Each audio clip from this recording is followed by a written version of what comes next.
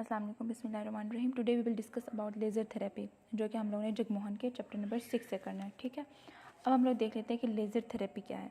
Laser therapy itself एक medical treatment है जो कि हमारे मेडिकल ट्रीटमेंट में यूज़ होता है, जैसे कि स्किन के, गायनोकोलॉजी में, ऑप्थेल्मोलॉजी हो गई। ठीक है, सर्जरी में हम लोग लेज़र को यूज़ करते हैं। अब हम लोग देख लेते हैं कि लेज़र की डेफिनेशन क्या है। ये होगी हमारे पास लेज़र की डेफिनेशन। ठीक है, इसमें हमारे पास होता है light amplification of stimulated emission of radiations. एक मतलब जो रेडिएशंस होती है ना, उसका एमिशन होता है, जिसके थ्रू हम लोग क्या करते हैं, उन रेडिएशंस के थ्रू हम लोग ट्रीटमेंट करते हैं। ठीक हो गया। अब देखते हैं कि ये जो डेफिनेशन है ना, ये इट्सेल्फ हमारे पास पेपर में भी पूछी जाती है और वाइवा में भी पूछी जाती है, तो हम लोगों ने ऐसे ही याद करना है। अब जी लेज़र की डेफिनेशन है LASER, इस तरह से इसको याद कर लें। ठीक है, आसानी हो जाएगी। अब लेज़र जो है ना, वो हमारे पास ऑर्डिनरी लाइट से डिफरेंट होता है। मतलब लेज़र भी लाइट है ना, लेज़र की लाइट जो है ऑर्डिनरी लाइट से डिफरेंट होती है। ऑर्डिनरी लाइट में कौन सी लाइट्स आ जाती हैं? सनलाइट। ठीक है, जो हमारे पास घरों में बल्ब यूज़ होते हैं ना, उनकी भी ऑर्डिनरी लाइट होती है। ठीक हो गया, वो डिफरेंट होते हैं। अब किस तरह से डिफरेंट होते हैं वो हम लोग देख लेते हैं। अब जैसे हमने देखा था कि रेड लाइट होती है, येलो लाइट, ठीक है, ब्लू लाइट, और कौन सी, वॉयलेट, ये देख लेते हैं। ठीक है, ये वाली। अब जो ऑर्डिनरी लाइट होती है ना, ये इन सब का मिक्सचर होता है। लेकिन हमारे पास जो लेज़र लाइट है वो क्या होती है, उनमें या तो फिर रेड खाली लाइट होगी, या तो फिर येलो होगी, या तो फिर ब्लू होगी, खाली एक लाइट होगी। ठीक है, इस तरह से डिफरेंस होती है। अब दूसरा हम लोग देख लेते हैं कि जो लेज़र होती है ना, वो क्रिएटेड होती है आर्टिफिशियली।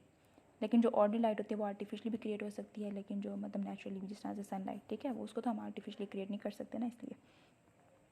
अब देख लेते हैं कि laser produce a narrow beam of light. मतलब कि जो बीम ऑफ लाइट प्रोड्यूस करते हैं ना लेज़र, वो नैरो होती है बहुत। मतलब इस तरह से होती है, बहुत ही साथ साथ करीब नैरो। ठीक है, अच्छा जी।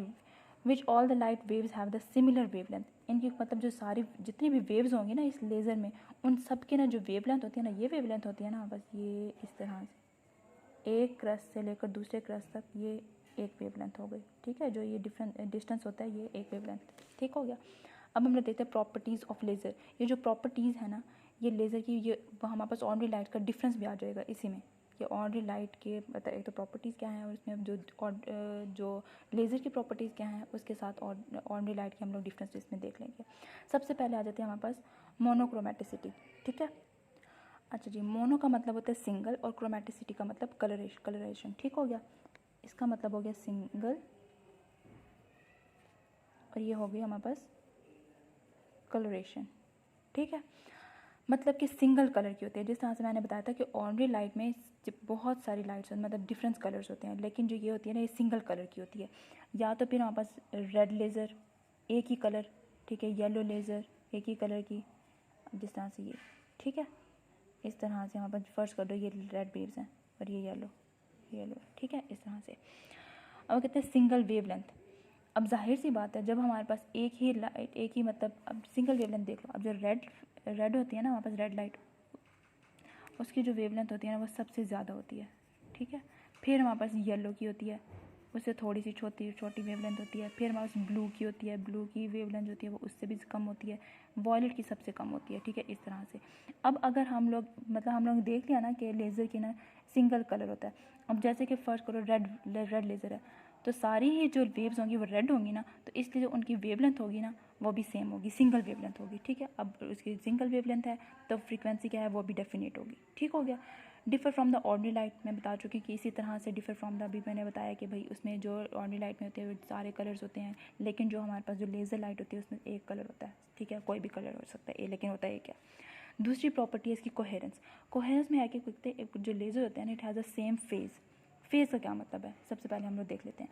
अब मैंने ये एक वेव ड्रॉ की थी, ठीक है, ऊपर भी ड्रॉ की है, यहाँ भी कर लेती हूँ। ठीक हो गया, ये एक क्रस्ट है, ये ट्रफ है, ये दूसरी ट्रफ है। ठीक है, अब जो हमारे पास लेज़र लाइट होगी ना, मतलब उसमें जो वेव्स होंगी ना सारी, उनका सब का क्रस्ट एक दूसरे क्रस्ट से, मतलब दूसरी वेव से क्रस्ट से मैच होगा, ओवरलैप करेगा, इस तरह से। ठीक है, ये इस तरह से करेगा। लेकिन जो ऑर्डिनरी लाइट होती है ना, उसमें ये नहीं होता।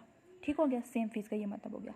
अब कहते हैं similar and the synchronous behaviour of the laser beam. जिस तरह से मैंने बता दिया कि जो क्रस्ट होती है ना, वो मीट करेगी क्रस्ट के साथ, जो ट्रफ होगा वो मीट करेगा ट्रफ के साथ। ये क्रस्ट के साथ मीट करेगा, ट्रफ के साथ मीट करेगा। इसी तरह दूसरा वेव जो शुरू होगी उसमें भी यही होगा। ठीक हो गया। अब कोहेरेंस में हम दूसरी क्या चीज़ देख लेते हैं, वक्त यूनी डायरेक्शनल। जितनी भी वेव्स होंगी ना इस लेज़र की, वो यूनी डायरेक्शनल होंगी। ठीक है, इसी तरह से एक ही डायरेक्शन में मूव कर रही होंगी, ठीक है, स्कैटर्ड नहीं होंगी। जो ऑर्डिनरी लाइट होती है ना, उसकी जितनी भी वेव्स होती हैं ना, ये बीम होती है, वो स्कैटर्ड होती हैं, ठीक है। इसकी स्कैटर्ड नहीं होगी, यूनी डायरेक्शन होगी। कहते stay in the same phase. अभी मैंने फेज बता दिया कि फेज का क्या मतलब होता है, ओवर लॉन्ग डिस्टेंस। अब देखो, अब कोई भी हमारे पास लाइट है, वो स्कैटर्ड नहीं हो रही, ठीक है, एक ही डायरेक्शन में जा रही है, तो वो डिस्टेंस भी उतना ही ज़्यादा कवर करेगी। जितना ज़्यादा लाइट स्कैटर्ड होगी, वो डिस्टेंस उतना ही कम कवर करेगी। अब लेज़र क्या है, वो यूनी डायरेक्शनल है, एक ही डायरेक्शन में जा रही है, बिल्कुल सीधी जा रही है, तो वो डिस्टेंस क्या करेगी, लॉन्ग डिस्टेंस कवर करेगी, ठीक हो गया। अब ऑर्डिनरी लाइट वो कहते हैं वेरिएबल वेवलेंथ होते हैं, क्योंकि इसमें डिफरेंट कलर्स ऑफ लाइट होती हैं। इसमें सिंगल एक कलर होता है, ठीक है। इसलिए जो उसकी जो ऑर्डिनरी लाइट है ना, उसकी वेरिएबल वेवलेंथ होती है, लेकिन लेज़र की वेरिएबल वेवलेंथ नहीं होती, ठीक है।